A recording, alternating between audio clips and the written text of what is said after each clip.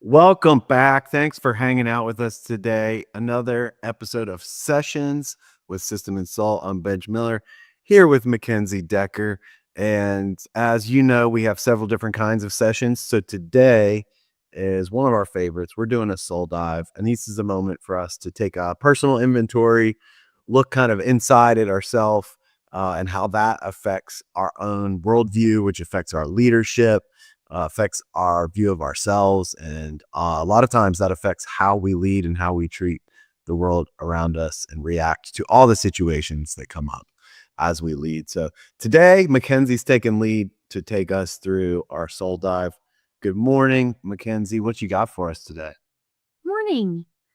So we have a tool that it's an amalgamation of things that I feel like I've pulled from like my own therapy and like people that I've heard that I admire that just really have a good they have a good what do you call it? Like they're really good at controlling their mindset. Um and so that's what this is like it's an evaluation of our mindset and how we act out of it. So I've actually got a quick image to share. For those of you who are watching, you'll be able to see this. So the idea of this is, let me share it. There we go. The idea of this is that at any point in time, we exist in kind of a frame. Like we create a frame around our life, and what's generally made up of this is not all inclusive of all the words that we could put around this frame, but it's sort of boxed in by a couple of key categories, and the way I think about it is these are sort of the loudest things, the most recurring things, or the things that kind of define us the most. So we have beliefs, worldview, and identity, which would be the things that you believe are true about yourself, about the world around you, about the country that you live in, or the state of the economy. We could think of it in that context. We could also think of it in terms of like um, the religious identity or non-religious or spiritual identity that you believe about yourself and the world around you and why you're here on earth. And then we have stories and experiences. I think everybody can think of something, we could go back to childhood and think about the stories that define us. We can think about things that happened in the businesses that we run that have defined how we lead. And so those things guide us as well. Then there's circumstances. That's sort of like the things that happen to us in process. Like, I mean, COVID was a circumstance, or for some people, tariffs might be a Yeah. circumstance, or having a massive, influx of cash, a sale, or even just like a cash deficit would be a circumstance, and so that kinda defines our current frame as well. And then rules and laws, pretty straightforward. It's like how we govern our lives.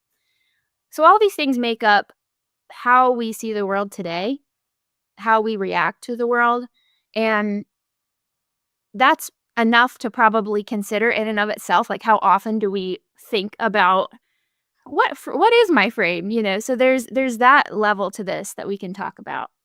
But there's one more level that I wanna consider, and it's this idea that and I think you taught me this actually, but today we're gonna pretend it's my idea, I guess. Um, it's this idea of our frame either contracting or expanding based on a mental state of love or fear. And so what does that mean? When we say love, it's this idea that we are existing in a state of abundance that looks like being proactive, coming out of a place of security, being open and curious, grounded, and then in our words that we use, being inwardly sound and others focused. So that means like you feel whole within yourself no matter what's going on, and you're able to kind of live out of this place of wholeness. On the other side of that, we have fear, which is what you would think it is. It's reactive. It's a state of so love is a state of abundance, fear is a state of scarcity, is how I'd put it. Yeah. And so it looks reactive, insecure, defensive, maybe even I think procrastinating is an interesting one. It's like if we're afraid, we avoid something. Yeah. So these either of these things are going to love is going to expand the frame. It's going to allow us to look at the world in a way that there's a possibility, there's opportunity, that we're safe even. And then in a state of fear, it shrinks. It puts a lid on, it puts a barrier around how we think, how we see the world, how we see opportunities. And so the challenge of this and the idea I think it's important is it's looking at this frame for ourselves, I think is a way to evaluate how we show up for ourselves. I think it's like a mental health thing. But it's also I, these things play out for our teens as well. If we lead people, then if our frame shrinks, their frame shrinks, the business's frame shrinks. So there's a ripple effect to this that we have to consider, and that's why I think it's so important that we take this time to evaluate it. For those of you who are ultra logical, I also wanted to say I also wanted to say that, there's a lot of science behind this. This isn't just, like, us coming up with, a concept. When we're in a state of fear, we're actually working out of a different part of our brain. I learned this in therapy years ago, and it amazed me that, like, if we're in a state of fear, we're in our survival brain, so it's our amygdala is reacting, and it's trying to protect us. If we're in a state of we're calling it love, or in a state of abundance, or a state of we feel safe, then we're working out of our prefrontal cortex, which allows us to be more creative, allows us to be more open to something, allows us to address it completely differently. And I'm sure, like, everybody has an example of a relationship, whether it's a spouse or a close friend or, someone that really matters to us. We've had those moments of, like, when you react to them out of fear, and we know what Yeah. that looks like, and then when you react to them out of love and you're able to, like, basically handle the same problem in different ways, right? Yeah. I'm curious Like, what you Yeah, just yeah, there's it's fun because I've seen this, you shared this with our coaches several quarters ago, but seeing it again, like with fresh eyes, a couple things pop out. The first thing is like when you're talking about just the worldview and what shapes that and our frame, our rules, our beliefs, all that stuff. I got to experience this thing called the Fresh Biz game, which is a funny name, but it basically sets up a facilitated game with a group, and it's enough like Monopoly that people sit down and tend to start playing it like Monopoly. But as you facilitate it and tell people the rules, there's so much you can do and not do that just aren't in the rules. You can just make stuff up. Uh, but we tend to go and play the game the way that we have been taught, right? Our frame of how you play a game. You take turns, you go counterclockwise or clockwise. You've got to go the exact number of dots that are on the dice. Like you can't like divide it up or multiply. Like there's just all these little things that we just follow in line. It's because it's our current frame, and we never take time to uh, reevaluate that. And part of the coolness of the game is when you in order to win, you have to figure out how to start to work together, which is different than, again, go back to Monopoly. All the games we grew up with as kids were scarcity based games. In order for me to win, you have to lose. I have to annihilate you. I have to, conquer you in Risk. I have got to bankrupt you in this game. It's all about winning and it's all about me versus this abundance mentality that, like, man, what if I helped you win? What if actually me helping you win helped me win? And so it just really challenges all the ways that we've been taught to play the game. And there's science behind that too that says the way we play games, we're simulating, and as we simulate in our brain, there's very very little difference between simulation and real life experiences. So as we simulate, we go into the world. So that game was really cool. The other thing, when you move to like your definitions of abundance and scarcity, that word open on love just popped out at me. And Mhm. it was almost like a physically open, like you're taking your shield off. Like to live in all those things of love is super, super vulnerable. Because the fear is defensive. I am defending myself. I'm defending my safety, my ego, all the things, right? And so to proactively live in love is to like take your shield off and just be vulnerably open to getting hurt, honestly. And we humans don't like that. And it just leads me to like one of the things I've been thinking about just with all leadership lately is so much of leadership is being able to be comfortable in the uncomfortable. Yeah. It's to be comfortable in the ambiguity, to be comfortable in the hard conversations, all of these things. And when uh we're doing that, sometimes it's so weird for people around us to watch and like uh it makes them uncomfortable that we're comfortable in the uncomfortable because they're not, and they're now uncomfortable that we're comfortable. And like, are we not getting it? Are we not understanding the urgency? Are we not understanding the depths of the problem? But it's like, yeah, we deal with this all the time. And that's why you do things like get in the weight room and freaking go through the pain that's like, I don't think I can do one more rep. And you find out you've got two more reps. And that pain then goes into the day and go, yeah, I've stood in this pain before. And you know what? I have had 723 workouts in my life where I thought I was going to die, and I'm still here, right? Like, so this next time that I think I'm going to die, maybe I can just remember that I never have, right? And it's the same with tough conversations and difficult business stuff. Um, so yeah, there's one other cool thing. Go to your next frame, and this is probably only going to be cool for people on video, but this is one of those obstacle illusions that on both of these, the current frame is the same size, Yeah.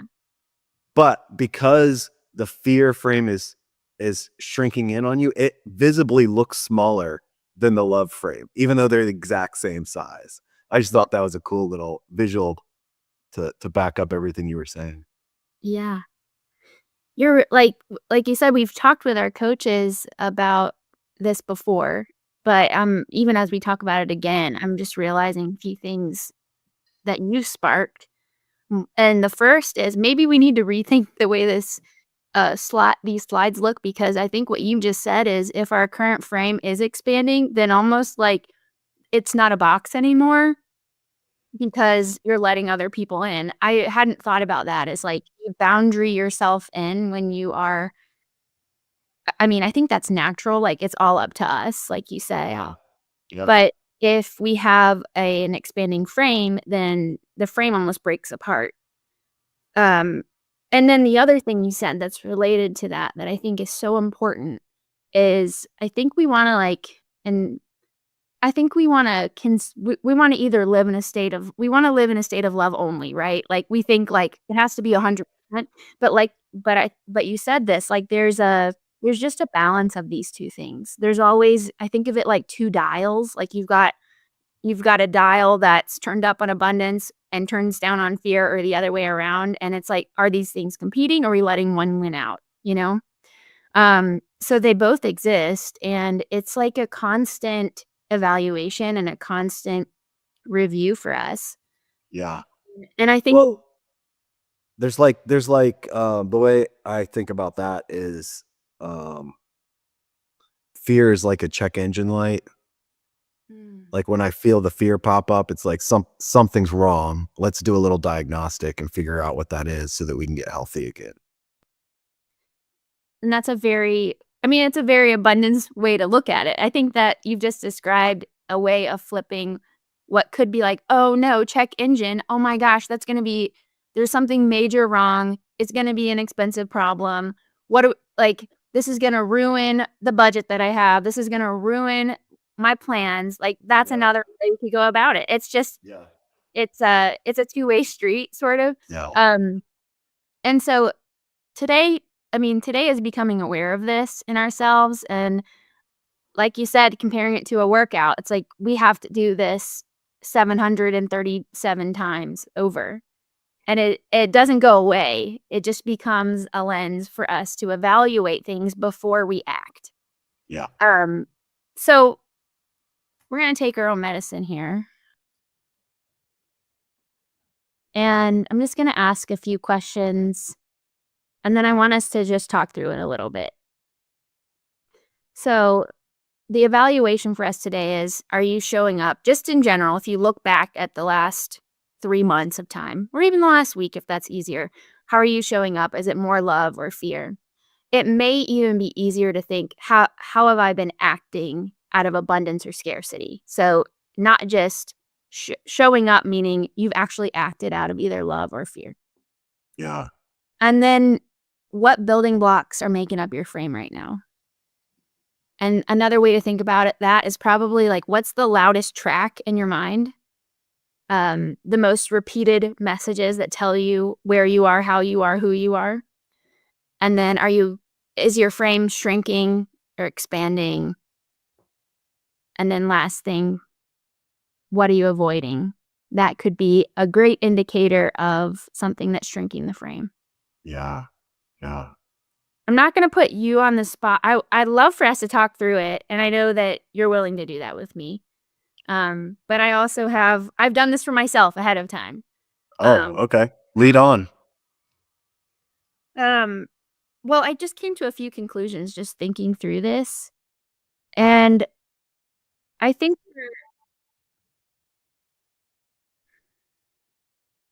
I think for me as a leader, one of the biggest things that I've had to work through to keep growing my frame is how I handle feedback, um, especially when it's negative or critical feedback.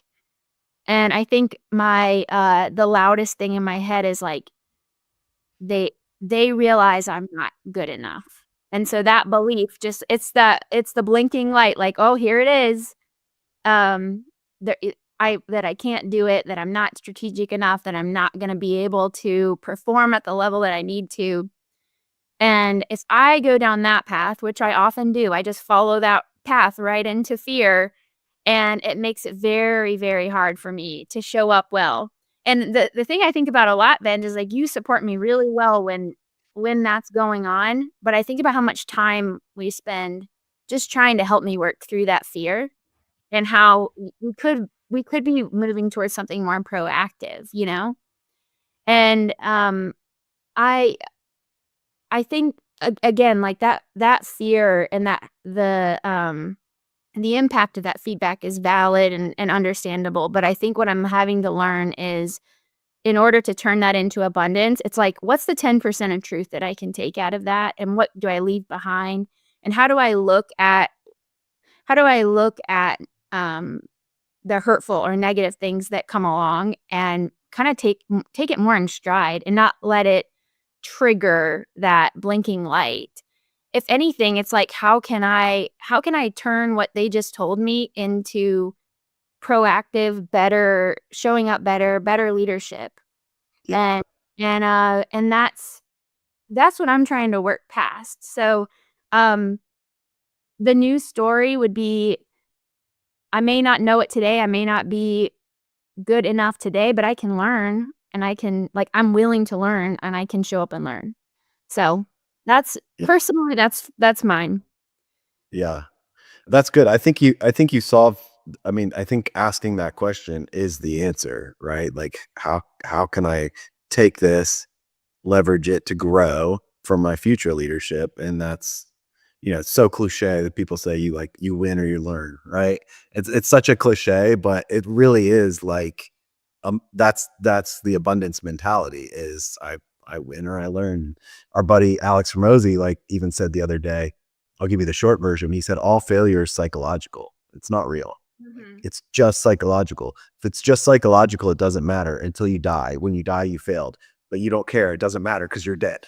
So like he literally was like broke down like failure is like not really a thing. So it's like we got to get over that. So anyway, yeah, for me, honestly, that I think I think I kind of alluded to it, but I think I've been showing up with love and abundance and in a way that freaks some people out lately of like not my underreacting to certain issues or problems or people or whatever it might be.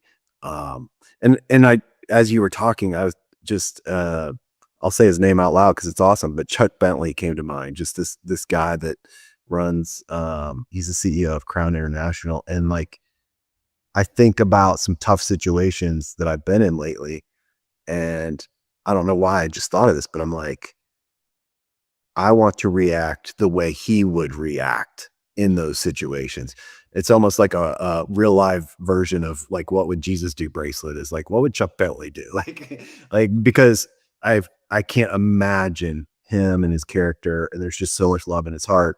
I can't imagine him reacting in any way out of fear, or in any way that would like, you know, hurt somebody on the other side. And I'm sure he makes mistakes too, right? And says something goofy, and I think that that's part of it is giving a lot of grace to other people as they're trying to live this journey and expand their frame. And um, I wonder what it would be like to be in a workplace culture where this was part of the vocabulary, and to say, hey, how do we react out of love right now? How do we act out of abundance right now in this situation? Because, you know, the business, you know, the boardroom, the conference room of an executive team, it's a war room. Like you're constantly being bombarded. And so if everybody was kind of bought into this idea, even if we weren't good at it yet, it'd be a cool team sport to be like, all right, we've been circling this problem for a while, but if we were living in full abundance, what would we do? How would we react? Would this even be a problem? Yeah. I mean, gosh, that's so good because it's either like if we show up in the room and we're, guarding our chips, we're not Yeah. playing the game. And, Yeah. uh, I mean, the real life the thing that you're talking about where you have abundance and you're having to kind of, like, lead other people into that abundance is this whole idea of how do we implement AI into our business. Am I getting that right? Am I guessing? Maybe no, that's not what I was thinking of, Oh, but okay. maybe that's an example. Well, I felt that, I think, in, as a just a real life business case, like, we're all about to have to figure out, and we are having to figure out right now, like, how do we react well to either the threat or the opportunity of AI? And I think there's a very real set of people that are totally threatened by it, and there's a very real set of people who are going to be early adopters. They're gonna figure it out, and they're looking at it as a new economy, a new way to run their business, a smarter way to run a business, smarter way for their teams to work. And I'm like, we're battling that right now. Like, how do we wanna preserve the relationships and the human side of our business because that's what we believe in, but we also Yeah. have to evolve, and we can either neglect that or we can step into it, and Yeah. you're leading us really well in that, I think, because and I think when you are in that abundance frame and it's opening itself up for yourself, it also helps open it up in others, so Yeah.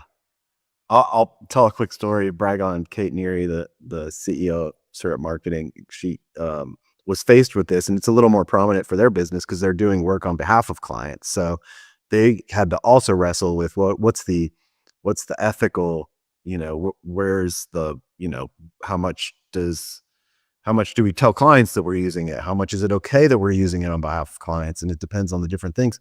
But so she felt like she had to have a policy, both internal and public, and she ended up taking it back to their 4 values that they have in the company. And so she actually wrote their AI policy and published it based on what their values demanded that they react to those. And I thought it's a great example of what we're talking about. How do you take something that could be a threat, could be controversial, and say, okay, based on who we are, based on our values, this is what this needs to look like. So that was a cool little exercise. This was fun, Mackenzie. Good job bringing this one. Any final thoughts before I wrap this up? no, I think well, yes. Yes. We had a hot seat episode with Sven Cowart, or before this one, and he said something like we ended the episode and he said something that I think is worth mentioning here. He just said, "I'm just so glad that I'm like not crazy, that I'm not the only person that feels Yeah. yes."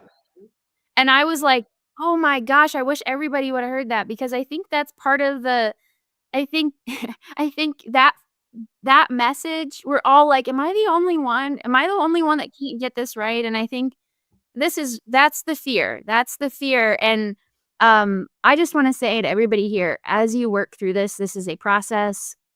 We say progress over perfection. Lean into the progress here. This is something that has to be evaluated all the time. You are not crazy. You are among friends, and we are here to help you with the leadership journey. Absolutely. Before we get out of here, I want to really say a big thank you to Fist Bumps. They've become a great partner to help us reimagine this show, reinvent this show, do all the prep and publication and editing. So we'll put them in the show notes. But if you're looking for a great partner, either with your social content or producing a show like this, reach out to the people at Fist Bumps. Hey, this was fun. We're gonna see you next week with a whole another session. In the meantime, there's a leader that needs to hear this, and it might be a little scary to send it to him, but you're going to act out of love and abundance and hit forward and send this to a leader that needs to hear it right now. Might be your spouse. Don't get yourself in trouble.